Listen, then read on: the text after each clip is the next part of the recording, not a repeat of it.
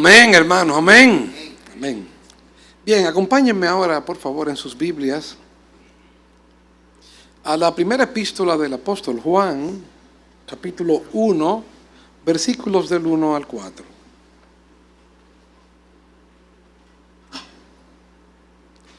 Primera epístola del apóstol Juan, capítulo 1, versículos 1 al 4.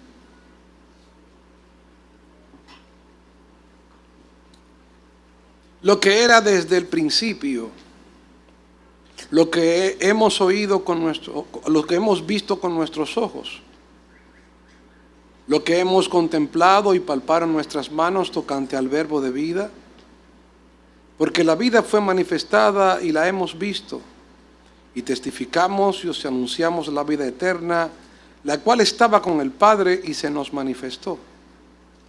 Lo que hemos visto y oído, eso os anunciamos para que también vosotros tengáis comunión con nosotros, y nuestra comunión verdaderamente es con el Padre y con su Hijo Jesucristo. Vuelvo y leo el verso 3. Lo que hemos visto y oído, eso os anunciamos, para que también vosotros tengáis comunión con nosotros. Y nuestra comunión verdaderamente es con el Padre y con su Hijo Jesucristo. Esta semana me dediqué a buscar un poco las estadísticas de cómo era la población mundial de cristianos. Y en el mundo, la población cristiana viene rondando el 35%. Seguido, no muy lejanamente, de los musulmanes, que tienen un 31%. El hinduismo, un 21%. Y el resto, las demás religiones del mundo. Mas en República Dominicana, se dice que la población cristiana se divide en dos grupos, protestantes y católicos. Dentro de los protestantes, dicen los reportes, que los protestantes variados, luteranos, bautistas, pentecostales, son un 30%, en cambio que la población católica corresponde a un 49%. Es preocupante para la Iglesia Católica, dado el hecho de que en los últimos 3 censos ha habido un descenso del catolicismo que va del 68% al 55% al 49%. Por lo tanto, expertos católicos se han reunido, inclusive con pastores protestantes, para investigar las razones por las cuales el catolicismo ha ido en descendencia. No obstante, al revisar la cantidad de capillas y parroquias que tiene la Iglesia Católica, pues los datos que nos aparecen en las redes sociales, o en el internet, o en Wikipedia, arrojan un total de 654 parroquias.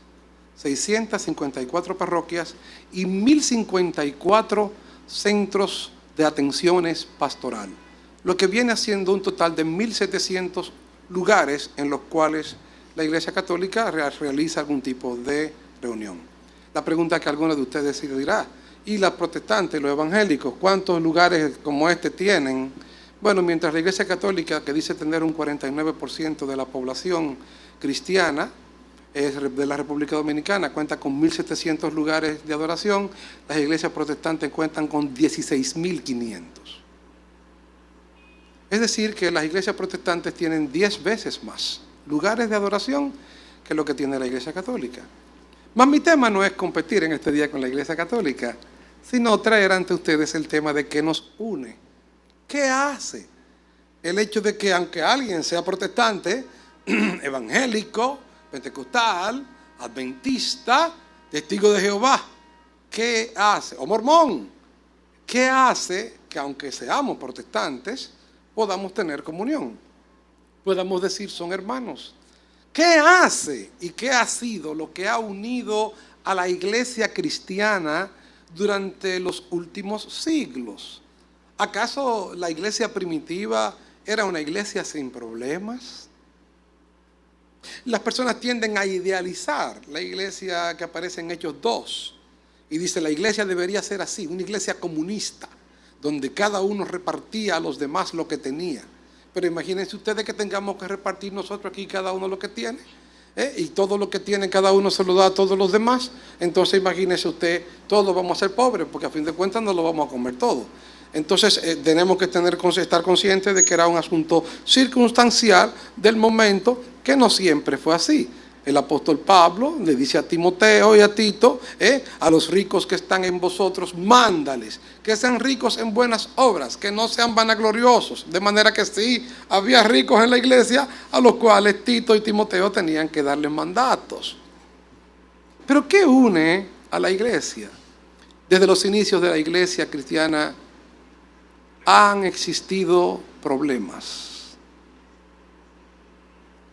Y uno de los más grandes problemas son los problemas heréticos. Y dentro de esos problemas heréticos está el tema de la persona de Jesús.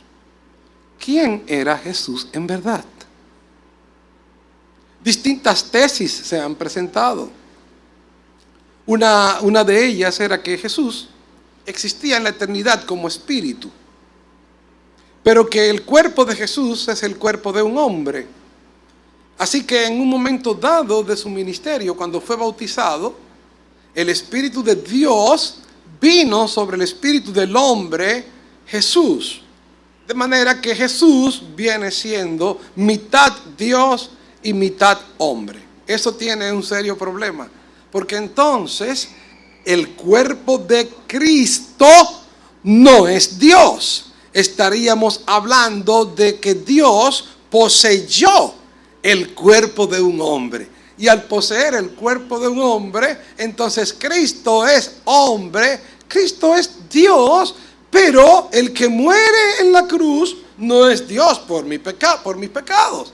Entonces estaríamos hablando de un ser dividido y no sería una doctrina correcta, porque el texto nos dice: en el principio era el verbo, y el verbo era con Dios, y el verbo era Dios. Y en el capítulo 14 nos dice, y aquel verbo no dice que poseyó un cuerpo de hombre, sino que dice, aquel verbo se hizo carne.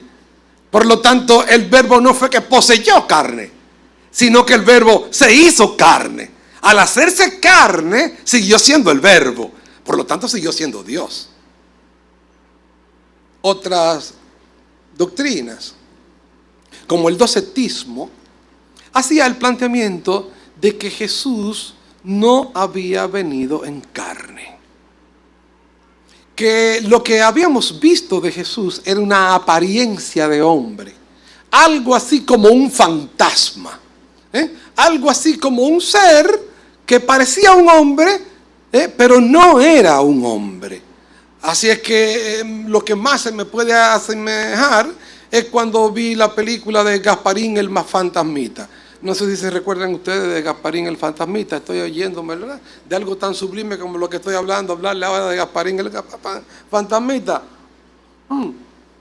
Pero en un momento dado se sientan a comer los tíos de Gasparín en una mesa y toda la comida que se están comiendo cae en el suelo, comen, pero la comida cae en el suelo. Así es que Jesús parecía un hombre, pero no era un hombre. Era parecido a un Gasparín, un tío de Gasparín el fantasmita, que comía y la comida comía en el suelo. Pero no es así. Vemos a Jesús que comía y la comida hacía digestión. Vemos a Jesús que le dijo: tengan y coman. Por lo tanto, ¿quién era Jesús? ¿Quién era Jesús? Si Jesús vino en apariencia de carne, entonces no murió en la cruz. Entonces no hubo carne que muriese en la cruz. Y esa carne de Cristo no me puede representar. Porque quien me representa a mí es alguien que sea semejante a mí. Y Juan tiene que lidiar con este problema prácticamente en el primer siglo de la iglesia cristiana.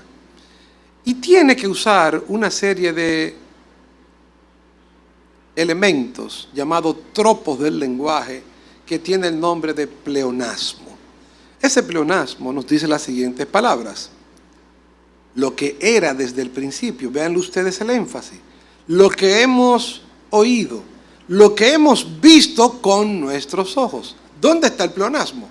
El pleonasmo está diciendo que Cristo era tangible, palpable, que ellos lo habían visto. ¿Y con qué se ve? ¿Qué dice el texto? Lo que hemos visto con nuestros ojos. Lo que hemos contemplado y palparon. ¿Con qué se palpa? ¿Qué dice el texto? Con nuestras manos, tocante al verbo de vida. Él hace uso del pleonasmo al decir, yo lo vi, y lo vi con mis propios ojos. Yo lo toqué, y lo toqué con mis propias manos. Jesús no era un fantasma. Jesús es un ser de carne y hueso. Jesús es un ser que vino.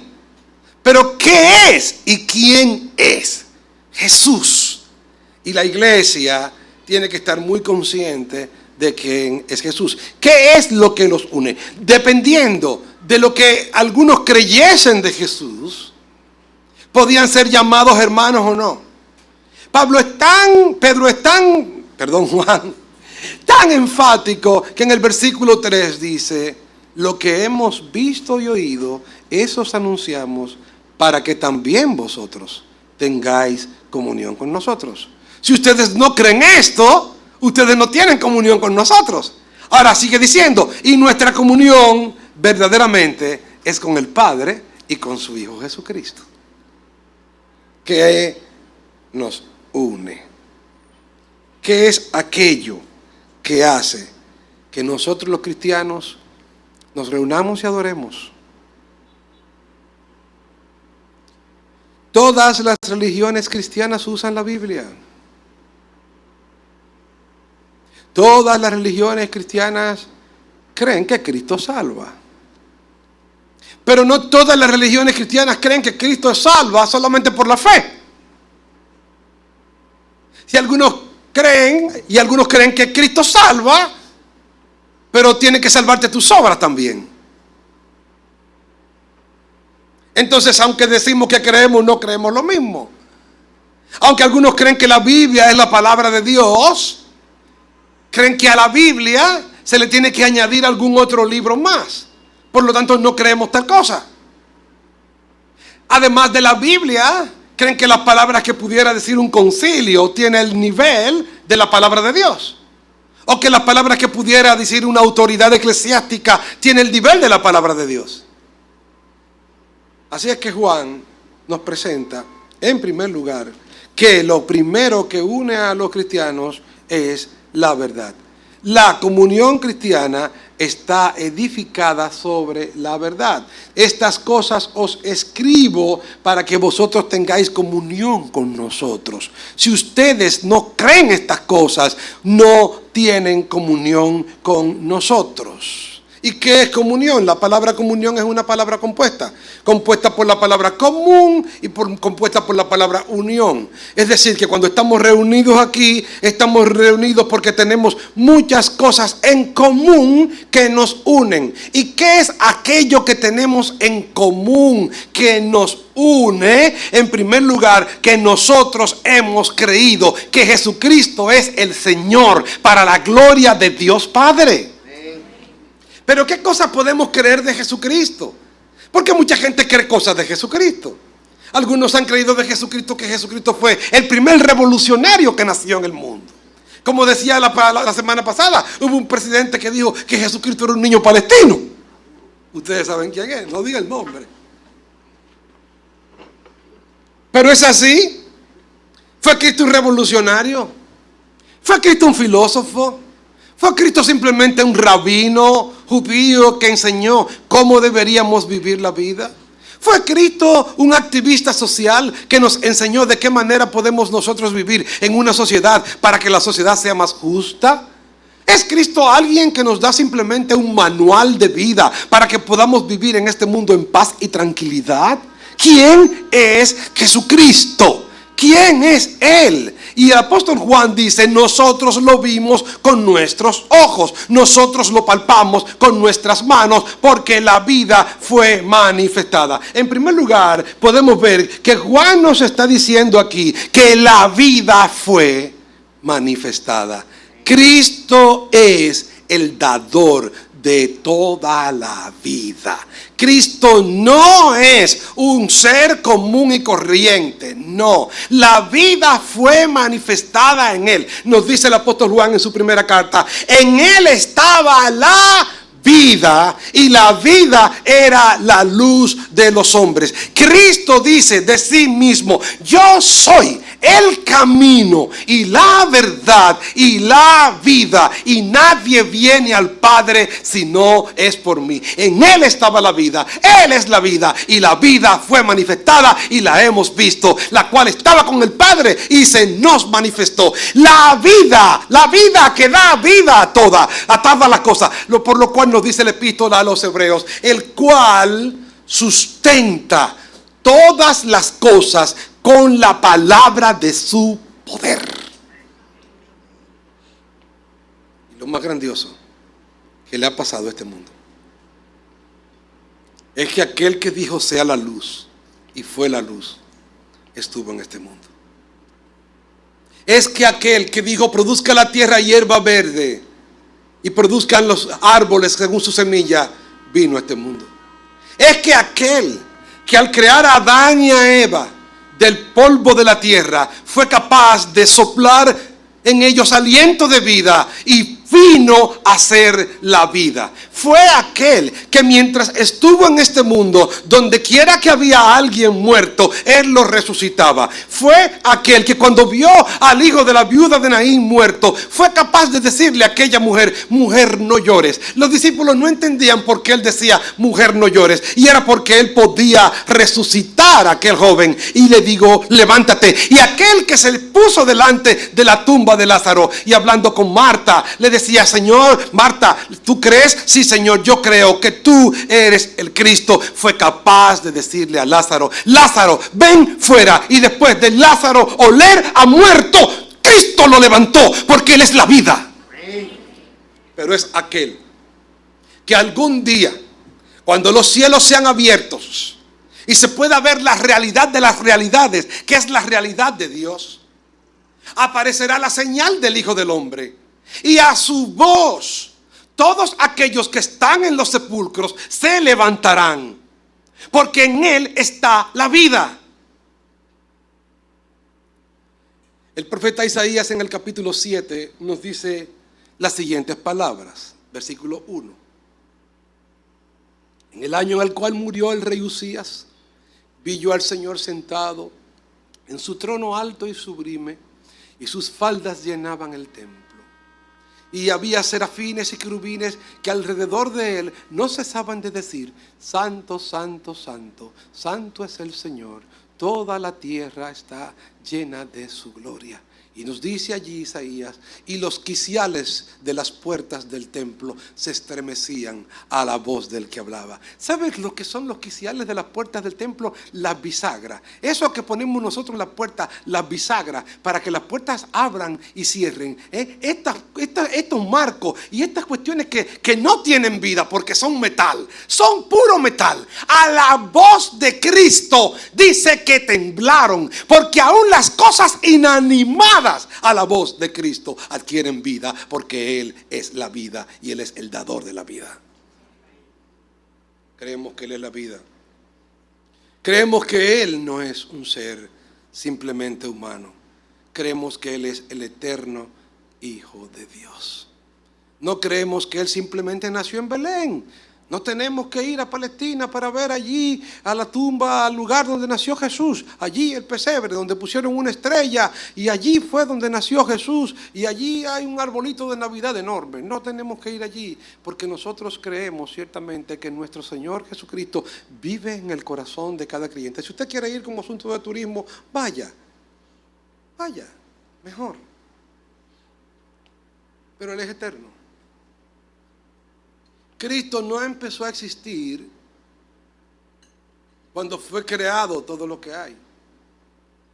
Cristo existió desde antes de la fundación del mundo, porque Cristo es Dios. Nos dice el libro de Miqueas las siguientes palabras: pero tú, Belén, pequeña para estar entre las naciones de Judá, de los pueblos de Judá, de ti me saldrá el libertador, y sus salidas son desde el principio, desde los días de la eternidad. Isaías nos dice las siguientes palabras: y será ya llamado su nombre Padre fuerte, Príncipe de paz, Dios eterno. Ese es Jesucristo, el dador de la vida, el Dios eterno. ¿Quién es Jesucristo? Es Dios encarnado. El texto nos dice aquí lo que hemos contemplado con nuestros ojos. ¿Por qué tenía Dios que encarnarse?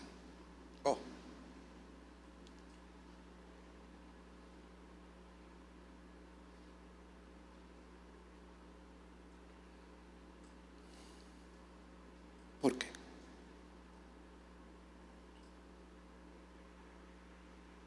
Me lo he preguntado 1000 veces.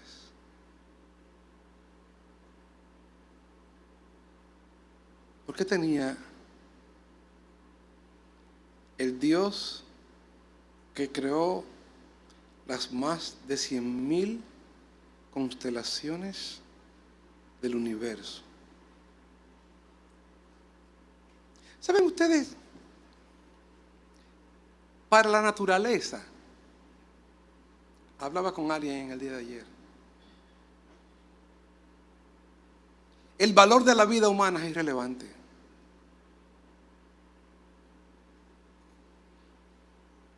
¿Usted cree que cuando la tierra tiembla y dice, no voy a temblar en tal sitio porque por ahí hay niños?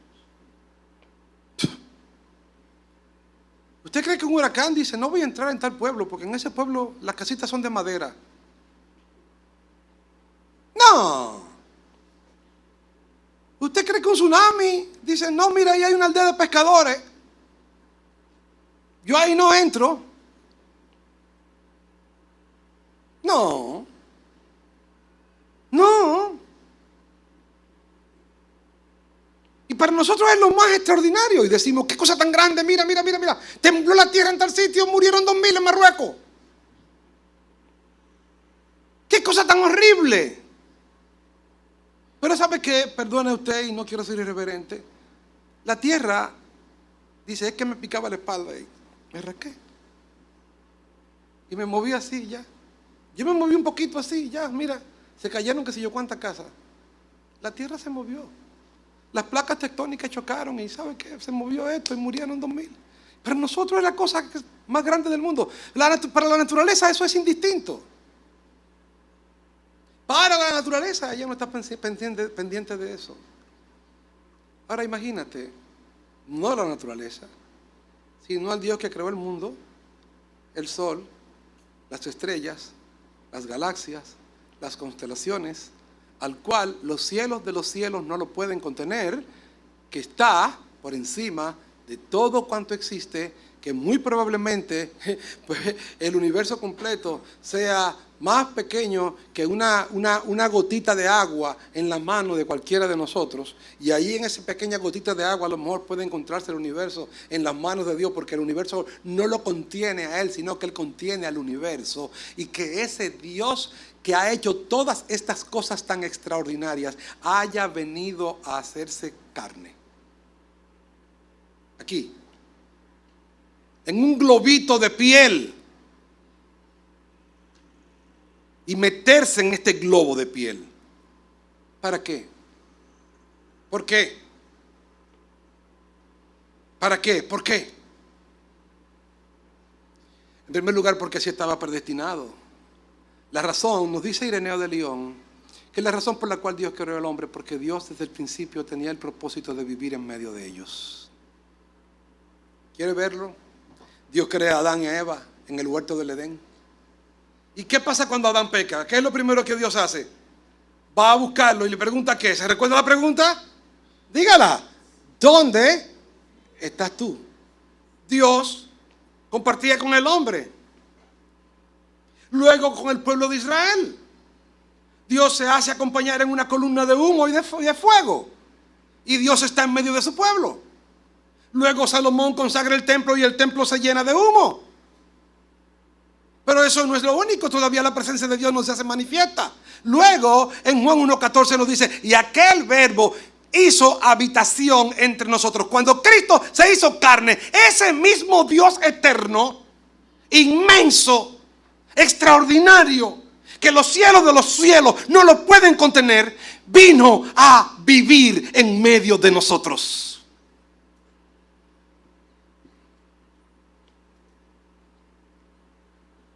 Y comió nuestro pan, o su pan. Se puso nuestra ropa. No tenía una almohada donde recostar su cabeza. Dice, los aves de los cielos tienen los nidos y las zorras tienen su guarida. Y el Hijo del Hombre no tiene donde recostar su cabeza. Se dormía en un barco. Pasaba hambre, calor, frío, y sufrió en sus manos, en sus costados, en sus pies. ¿Para qué? Para pagar todos nuestros pecados ante Dios y para interceder por nosotros. ¿Saben? La encarnación de Cristo es una muestra de la coherencia de Dios. Dios es coherente. Dios es empático. Cuando te duele, Él sabe lo que es el dolor. Cuando sufres, Él sabe lo que es el sufrimiento. Cuando tienes sed, Él sabe lo que es tener sed. Por lo tanto, Él puede interceder ante el Padre. Él es también creador. Todo cuanto existe es de Él. Así que, ¿qué es lo que creemos de Cristo? Creemos de Cristo que Jesucristo es el Señor. Y cuando decimos que Jesucristo es el Señor, estamos diciendo que es el Shaddai, estamos diciendo que es el Elohim, estamos diciendo que Él es el Dios Todopoderoso, creador del cielo y de la tierra. En segundo lugar, nos une la verdad revelada en las Escrituras por los apóstoles de Dios. En Efesios capítulo 2, versículo 20, nos dice la palabra, edificados sobre el fundamento de los apóstoles y profetas, siendo la principal piedra del ángulo Jesucristo mismo. ¿Qué es lo que nos edifica? ¿Estamos edificados acaso en el hecho de las palabras del Papa? No. No. ¿Las palabras de algún concilio evangélico? No. Este 31 de octubre se cumplieron un año más de la Reforma Protestante del 31 de octubre de 1517. En el 1619 se reunieron en Holanda un sínodo que llevó el nombre del sínodo de Dort, o sínodo de Dordrecht. Allí los cristianos protestantes sacaron 5 conclusiones que tienen el nombre de las 5 solas. Y esas 5 solas son bastión de las iglesias protestantes del mundo. Algunos de ustedes me pueden acompañar, porque yo sé que muchos de ustedes se la saben de memoria. En primer lugar, solamente la sola fe. En segundo lugar, sola gracia. En tercer lugar, sola escritura. En cuarto lugar, solo Cristo. Y en quinto lugar, solo a Dios la gloria. Así es que sí, estamos claramente definidos como cristianos evangélicos que somos salvos solamente por la fe. Y somos salvos solamente por la fe porque la misma Biblia lo dice. Efesios capítulo 2, versículo 8. Porque por gracia sois salvos por medio de la fe. La fe no salva. Quien salva es la gracia. Charles Spurgeon lo ilustra de una forma que no lo puedo ilustrar mejor. En la loma de los Nova, aquí en mi pueblo, hay un tanque de agua enorme. Cuando ocurrió el polvorín, que yo iba caminando hacia allá, la gente decía, es que el tanque se rompió. Digo, pues, ¿para qué corre tanta gente de allá arriba para acá abajo? Si el tanque se rompió, lo que puede pasar es que venga un chorro de agua a bañarnos arriba. Pero no, era la bomba. Aquí pasan muchas cosas raras en este pueblo. Yo no sé, aquí hay que hacer una cosa. San Cristóbal como que es el pueblo más caliente. Perdóname el Señor. Pero mire, a usted, dice Efesios 2:8, por gracia soy salvo por medio de la fe. La fe es la tubería de la gracia. El acueducto está en la loma de los Nova. La tubería es el medio por el cual te llega el agua. Si tú tienes sed, tienes ya los labios blancos, y quieres que se te quite la sed, ¿qué te quita la sed? ¿La tubería o el agua? ¿No? Ahora, ¿el agua es un medio o un fin? Un fin. ¿El medio cuál es? Ahora mira el texto. Porque por gracia soy salvo, por medio de la fe. La tubería no me salva, pero me trae el agua. Como dice la canción, fe mueve la mano de Dios. La fe mueve la gracia. ¿Cómo? Yo no sé. Pero somos salvos solamente por la fe, no por nuestros hechos ni nuestras obras. Pero dice más, solo por la gracia. Usted observa la Biblia y todo lo que hay es gracia. ¿Qué nos define a nosotros los cristianos evangélicos? Usted puede ser pentecostal. Si usted es pentecostal, yo creo que usted cree una cosa. Usted cree que es salvo solo por la fe. Eso creen todos los pentecostales. Eso creen todos los evangélicos del mundo. Por lo tanto, pentecostal yo le puedo decir, amén, hermano, deme un abrazo cielo. Ahora el que me dice, no, somos salvos por las obras, yo le digo, date un paso atrás, primo. Solamente la fe.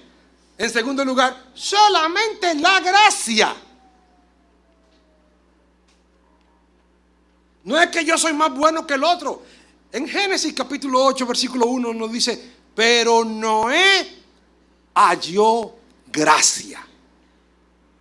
¿Y qué es eso de hallar gracia? ¿Usted ha oído un refrán dominicano que dice, más vale caer en gracia que ser gracioso? Y hay hombres que ven a una mujer que anda acompañada de un hombre que uno supone que no se la merece. Y uno dice, ¿y qué fue lo que esa mujer le vio a ese hombre? Bueno, que él halló gracia a los ojos de ella. Así que más vale caer en gracia que ser gracioso. Usted no le vio nada, pero ella lo vio con los ojos de gracia y misericordia, como me vieron a mí, me dieron misericordia de mí. Dios nos ve con ojos de gracia y con ojos de promesa. No es que te lo merezca, es que es su gracia. Observe a Dios. Dios le hace una promesa a Abraham.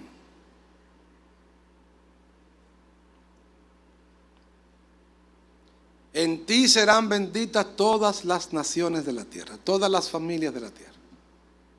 Pues Abraham y a todos los hijos de él, ¿verdad que sí? Pero todos los hijos de Abraham heredan la promesa, ¿verdad que sí? ¿Verdad que sí? Dijeron que no. ¿Sí o no? Espérense, voy para atrás.